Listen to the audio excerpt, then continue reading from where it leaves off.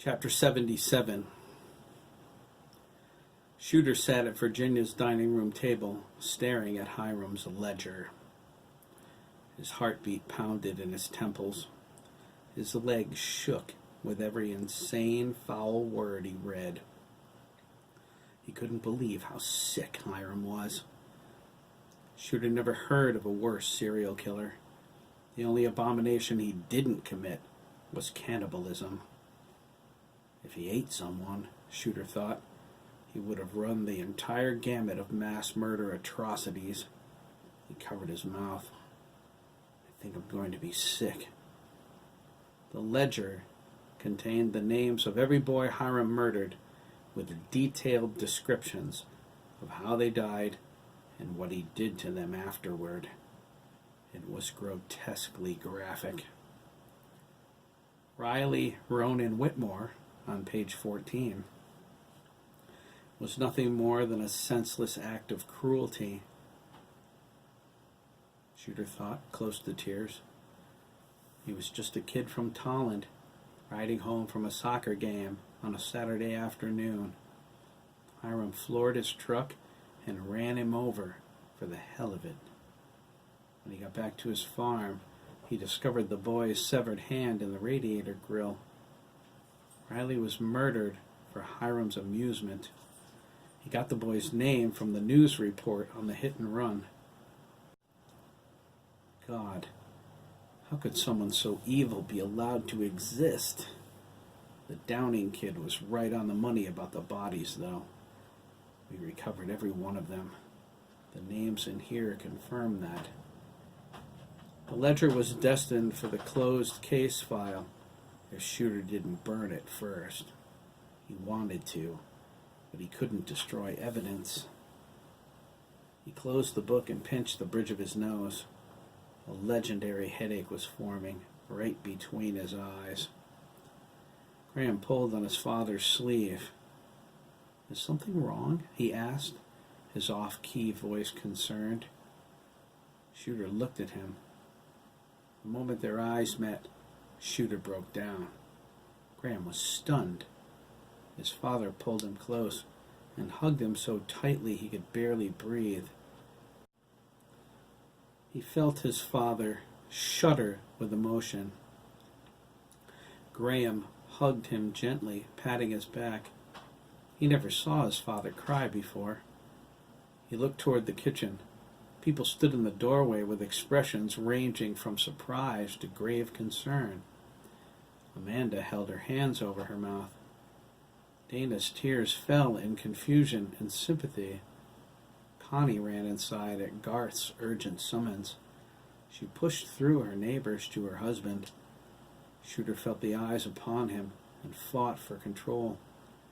He let go of Graham and took his wife's outstretched hand. "Honey?" Connie asked. "What is it? What's wrong?" Shooter pointed to the ledger. "The notebook?" she asked, sliding it over. Shooter pulled it away from her. "He wrote it down, Connie," he croaked. He cleared his throat.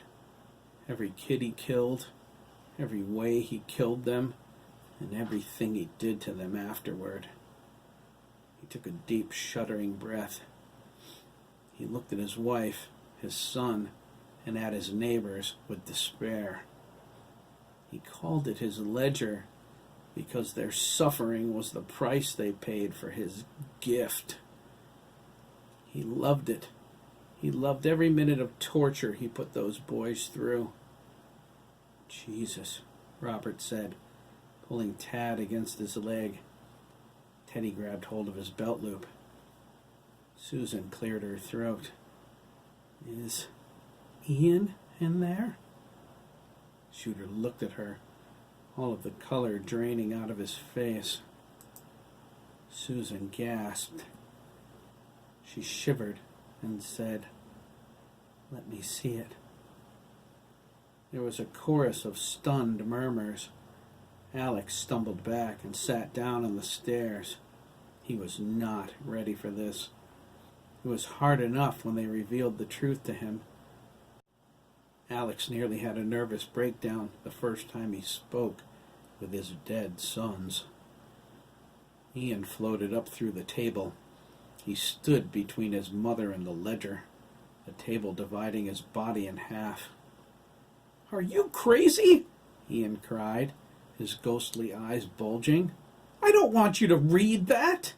I don't want you to know what he did to me." His eyes narrowed.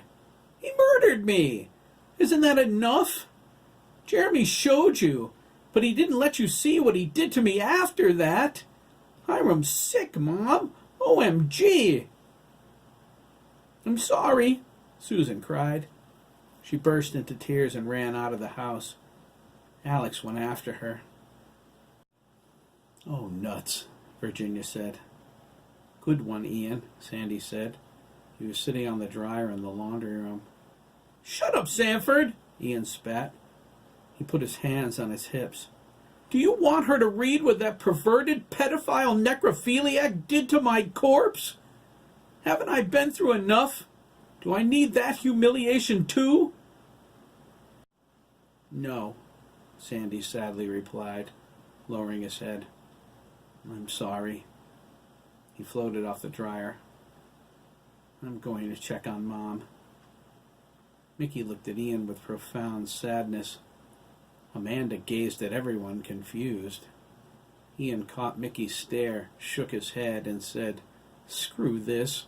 It's never going to be right." "Don't say that," Mickey said. When he did, everyone who couldn't see Ian looked at him oddly. "It isn't!" Ian yelled, tears falling as a cold chill passed through the room. "It doesn't matter what I do. It's always going to be messed up. Why didn't I go into the light and take what I deserved?" Ian flew out through the wall. Mickey ran after him, hurrying through the back door. Jeremy and Craig looked at each other, alarmed. Shooter picked up the ledger and felt in the pocket for his keys. "I'm going to lock this thing in my trunk," he said to Connie. "Tomorrow I'll turn it in." "I think that's best," she replied. She grabbed his arm when he moved. "Have they heard anything about Coco?" Shooter shook his head. "We think he hitched a ride. I called Worcester. He's probably headed there." He gazed at his wife with sympathy. "We'll find him, Connie. I promise."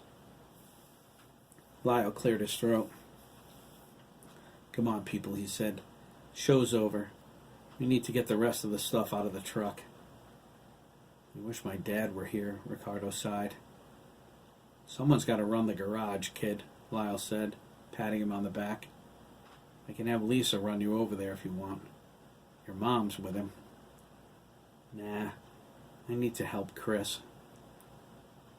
"That's the spirit, hermano," Max offered, pushing Ricardo toward the back door. "Let's go, huh?" Amanda resumed organizing the kitchen. Garth returned to assembling Virginia's new furniture. Chris led Dabney, Edison, Josh, Diggs, Matt, and Graham out to the truck. Jeremy and Craig continued moving the rest of their things into the round room. Jeremy needed to get away from the crowd. The tension level had increased to where the emotions were affecting him. Oliver sniffed him covertly as he passed. He furrowed his brow with concern and followed them upstairs. Jeremy didn't notice him until they were halfway down the hall. He turned and looked at Oliver suspiciously. "What?" he asked sharply. Craig wore the same annoyed look. Jack Jr. stuck his head out of his room. "You're upset," Oliver said. "I'd like to help, if I can." "What do you think you can do, Mr. Green Eyes?" Jeremy snapped. "Can you make me forget what I've seen? Can you bring my father back from the dead?" His control was slipping. His eyes flashed and dimmed. "No, I can't," Oliver said softly. "I can only offer you my friendship." He took Jeremy's hand in his. His grip was warm and sincere. "I can sense the depth of your love for your friends. I want you to know My pack brothers and I feel the same way about you. You do? Jeremy asked, feeling guilty. We do, Corny said, coming out of the stairwell. Adam, Kelly, and Edison were behind him. You're special, Jeremy, Adam said. You've been hurt, just like us, Kelly added. We understand how it feels, Edison continued. His irises went from red to purple as he bioscanned Jeremy. You can see that, right? Jeremy nodded sadly. We know what you're feeling, too, Oliver said, squeezing his hand. We know what it's like to be afraid of losing control. If we lose control, people die. You're trained to kill, though, Craig said. That doesn't mean we want to, Corny interjected. It's not a small thing to have someone's blood on your hands. Have you ever killed anyone? Jeremy asked, swallowing hard. Oliver lowered his eyes. We have. To save each other's lives. His sadness was profound. We live with it every day. Jeremy hugged Oliver. Jack Jr. went back to assembling his room. Jeremy was about to let Oliver go when suddenly he stiffened. He felt something through the passive mind link. He jerked back and stared at the wolf boy, wide-eyed. Before Oliver could ask him what was wrong, Mitchell called in through their uplink with an emergency message. Someone outside started screaming. Jeremy tore away from Oliver and charged down the stairs. The person screaming was his mother. Jeremy, Jack Jr. cried, running out of his room. What's wrong? Chris! Jeremy yelled, reaching the bottom of the stairs. He stared back up, terrified. He disappeared from the passive mind link. He shook his head, trying to focus. And Keith? And JT? Dabney? Jesus, they're all disappearing. Gunshots exploded in the barnyard as Jeremy lost contact with Max and Ricardo. He rushed through the Victorian, Jack Jr., Craig, and the Wolf Boys behind him. They ran out onto the porch in time to see Teddy get yanked through a hole in the middle of the air. It was one of Hiram's windows. Hiram was in the middle of it.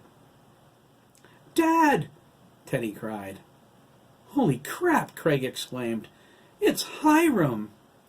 Hiram threw Teddy behind him, laughing maniacally. Robert screamed, Teddy!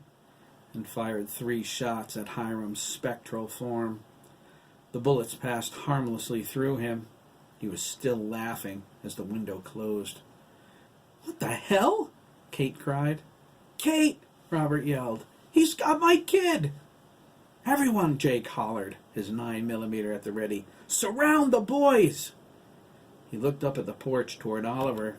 No time for subtlety, he ordered. Protect the kids! Dr. Meyer Brandis came out onto the back porch. Oliver and his pack brothers transformed to full wolf mode. They leaped into the driveway and surrounded the circle Jake formed. Amanda saw Edison's razor-sharp fangs and fainted. Garth caught her, staring wide-eyed at Virginia. Virginia looked up at Jeremy, her eyes filling with tears. She cried, Jeremy, he took Chris. I'm not done yet, bitch, Hiram raged.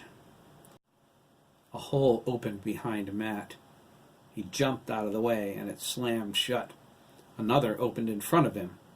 Hiram grabbed him and pulled him through. Sandy and Ian flew toward him, but the hole closed before they got there. Oh, God, no! Linda cried. Matthew!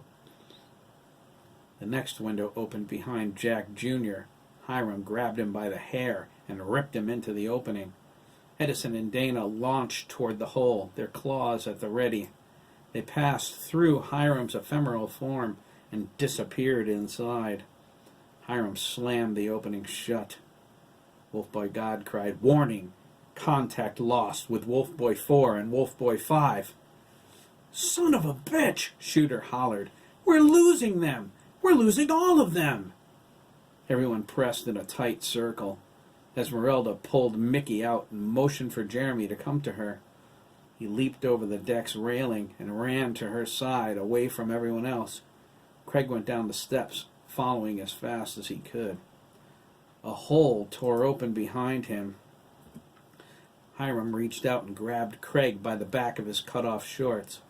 "There!" Esmeralda cried, her eyes glowing brightly. "Stop him!" Mickey's irises faded as he reached out with his power.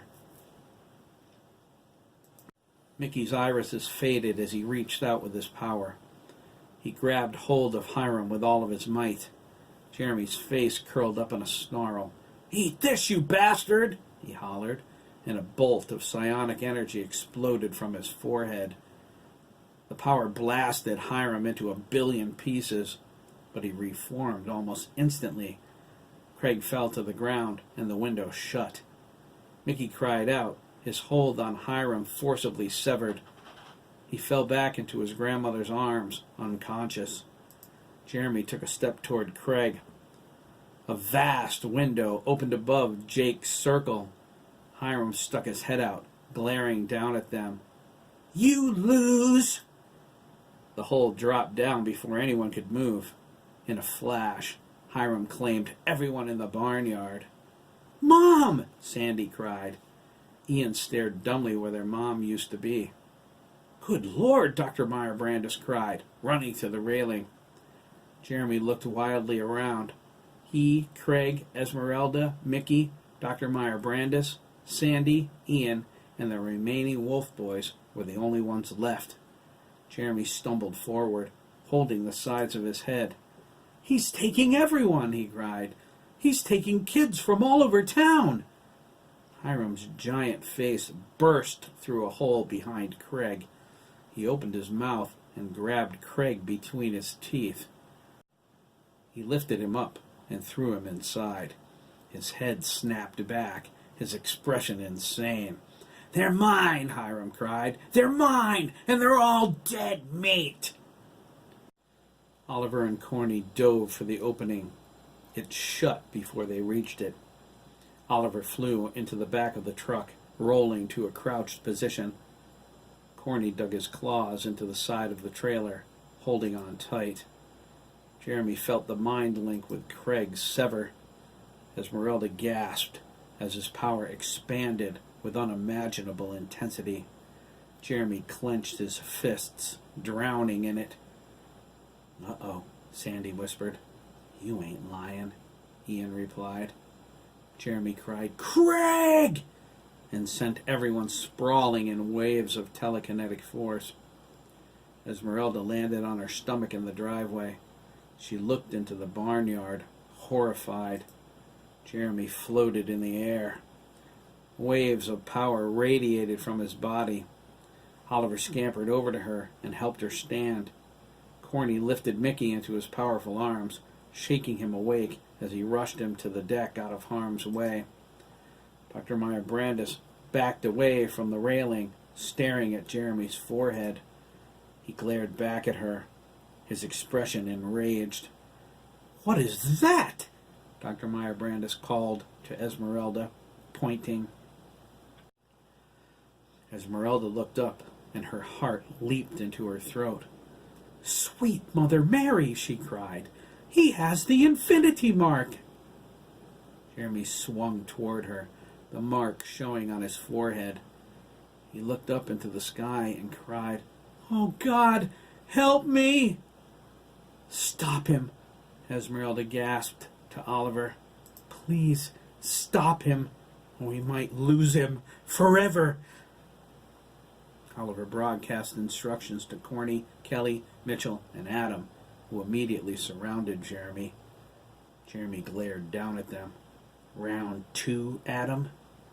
Adam opened his mouth, but instead of words, a high-pitched wail escaped from his throat. Jeremy covered his ears and threw his head back, pain slicing through his skull. Corny joined Adam. So did Kelly and Mitchell.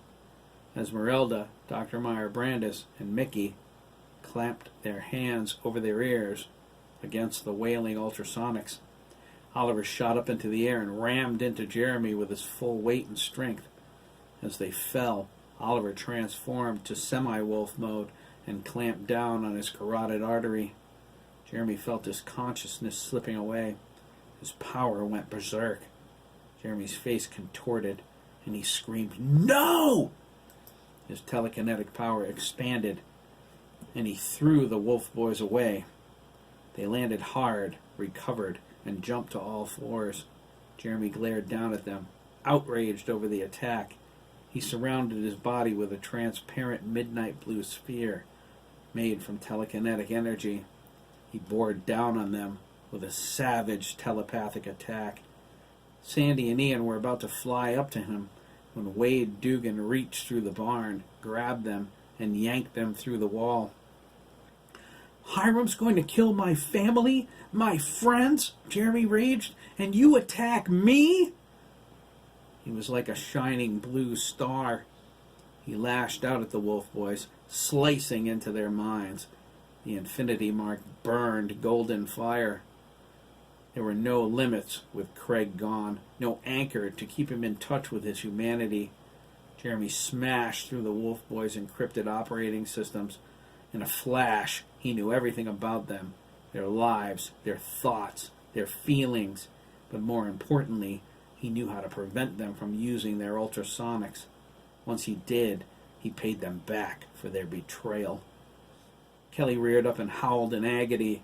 He felt his entire body reject the wolf boy implants all at once. Oliver moved toward him, but when he did, his vision blurred.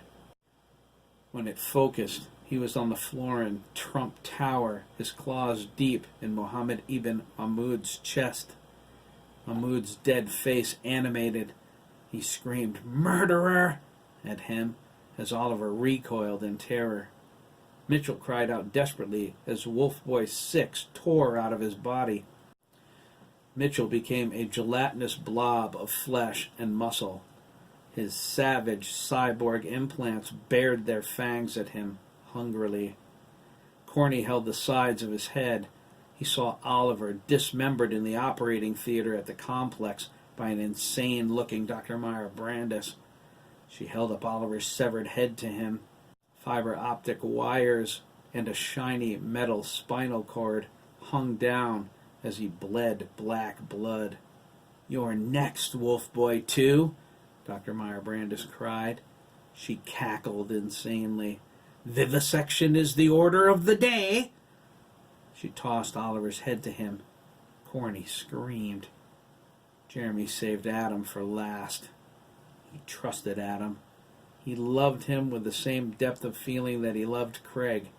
His family opened their home and their hearts to him, yet he led the attack that caused him so much pain. Jeremy saw it in their thoughts. They believed he was a threat. Adam was assigned there to guard him as well as Dr. Meyer Brandis. "Me?" he angrily thought. "A threat?" Jeremy gave Adam something special for his lack of faith, a memory he plucked from Dr. Meyer Brandis. He showed the wolf boy what he would have become if he had killed Tom Granger. He taught Adam the real savagery in his soul, the part of him he got from his father, the serial killer. Suddenly, Adam was him. He was Bradley Allen, multiple murderer. For 6 years, he terrorized the San Fernando Valley. He kidnapped women in broad daylight and drove them to his ranch house in the mountains outside of Los Angeles. He chained them to a flat, unfinished board in his private torture chamber. He dissected them alive, a piece at a time, searching for his soul. Bradley believed it was stolen from him by a woman named Eve. She was the biblical Eve who took his soul when he was a child because she didn't have one of her own. She was hiding from him, disguised as other women. Bradley wanted his soul back. He intended to find it if he had to cut up every woman alive. 22 women fell prey to his insane quest. 22 women dissected, dismembered, and buried in different places all over Southern California. They never recovered all of their parts. Some of the women they never found at all. Adam fell to his knees, sobbing. He saw blood all over his hands. Jeremy made him feel like he didn't deserve to live. Why should any man so horrible, so insane, be allowed to procreate? He asked. He smiled, satisfied. Eat that, you backstabbing bastards. Esmeralda struck.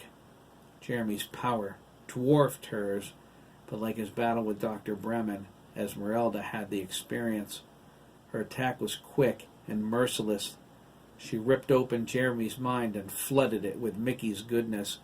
She stitched like a seamstress, trying to form a mind link between the two of them, a new anchor for Jeremy's humanity.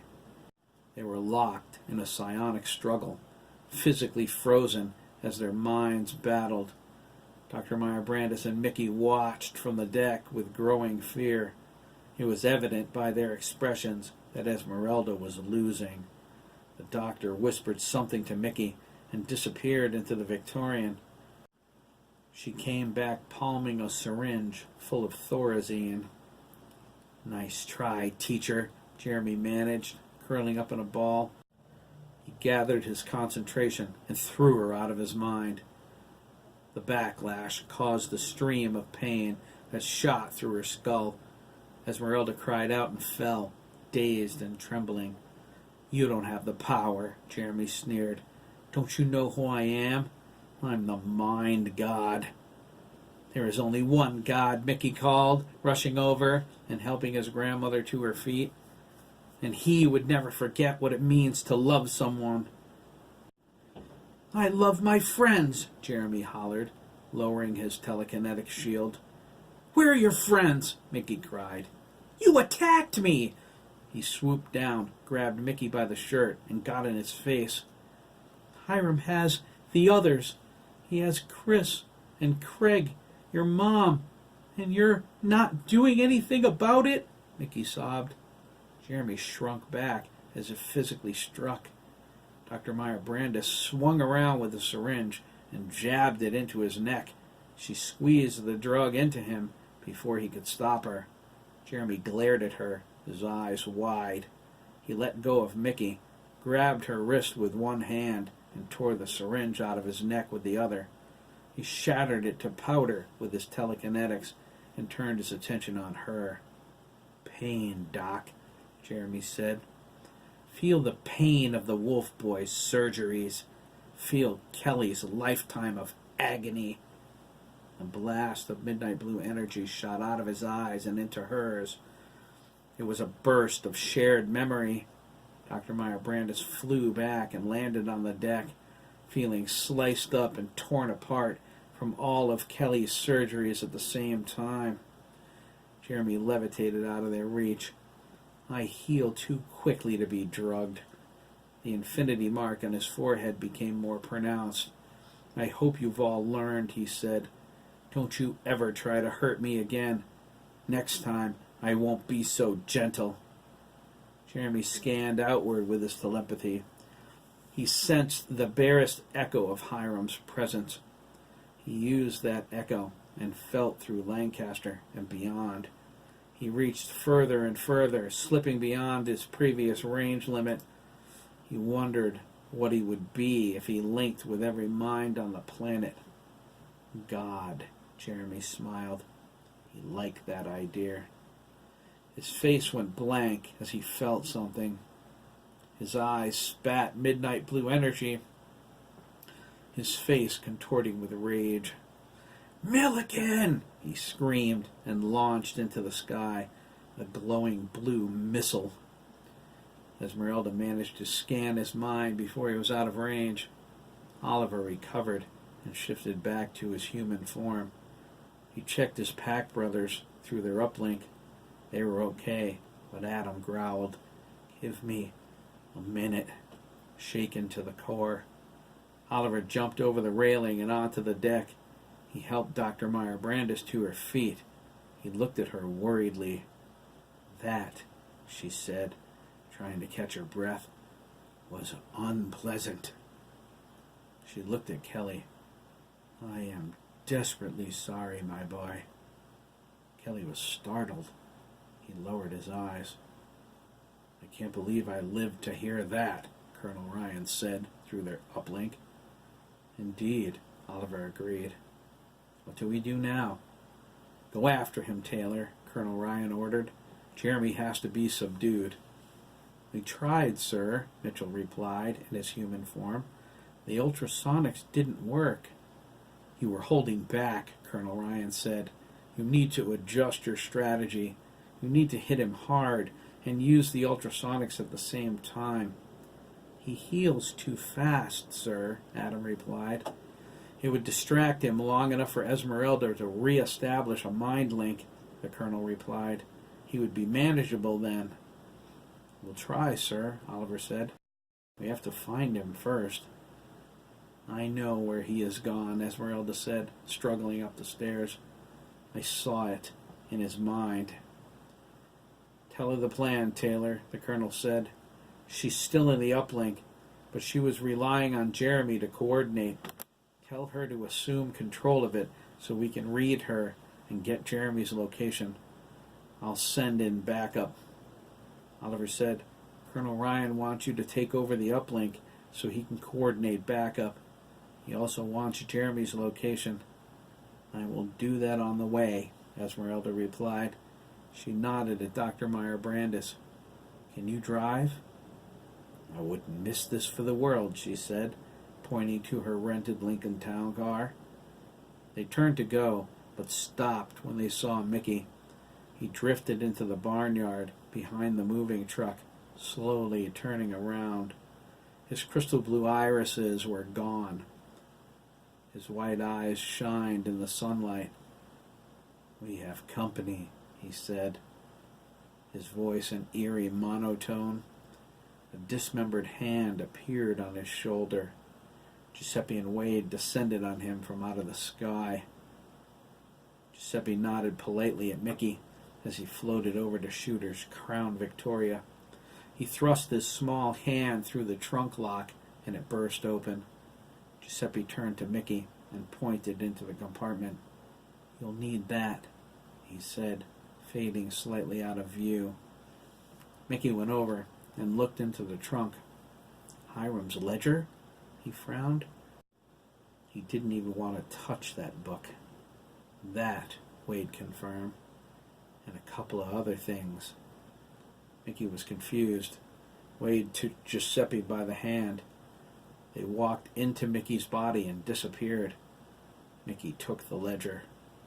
"We have to go," Esmeralda said, sounding frightened. "The longer we delay, the greater the chance everyone will die, and we will lose Jeremy forever." Dr. Meyer Brandis jingled her keys. "After you," she said, and held out her hand toward the Lincoln Town car.